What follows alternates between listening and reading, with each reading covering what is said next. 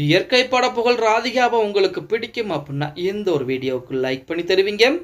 தமிழ் சினிமாவில் ராதிகா என்றதுமே அந்த நடிகை தான் நிறைய பேத்துக்கு ஞாபகம் வருவாங்க. ஆனால் இந்த ராதிகா வேற யாரும் கிடையாது. இயற்கை என்ற படத்திலே நடித்தவங்க தான். கடந்த 2002ஆம் ஆண்டு ராதிகா கன்னடத்தில் நிஞ்சாங்கி என்ற படத்தின் மூலம் நடிக்க தொடங்கி இருக்கிறார். அதன் பிறகு தொடர்ந்து 8 படங்கள் கன்னடத்தில் நடிக்க 10வது படமாக தமிழிலே நடித்திருக்கிறார்.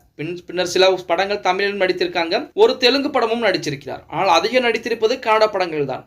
2017ஆம் ஆண்டு ஒரு நடன நிகழ்ச்சியின் நடுவராக இருந்திருக்கிறார். 2 படங்களையும் தயாரித்திருக்கிறாராம் இந்த ராதிகாவிற்கு கடந்த 2000ஆம் ஆண்டு 13 வயதிலே ரதன் குமார் என்பவருடன் திருமணம் நடந்திருக்கிறது. அதன் பின்னர் ராதிகாவின் கணவர் நிறைய பிரச்சனைகளை கொடுக்க 2 பேருமே பிரிஞ்சிருக்கிறாங்க. கடந்த ஆகஸ்ட் 2002ஆம் ஆண்டு அவர் மாரடைப்பின் காரணமாக உயிரும் இழந்திருக்கிறார். அதன் பின்பு 2010ஆம் ஆண்டு ராதிகா கர்நாடக முன்னாள் முதலமைச்சர் குமாரசாமி என்பவரை திருமணம் செய்து கொண்டதாக அறிவித்தார். இவர்களுடைய திருமணம் 2006ஆம் ஆண்டே நடந்திருக்கிறது. சமிகா என்ற மகளும் இருக்கிறாங்க. தற்போது ராதிகாவுடைய சொத்து மதிப்பு அப்படின்னு பார்த்தா 124 கோடி சொத்துக்கு எஜமானியாக இருக்கிறாங்க.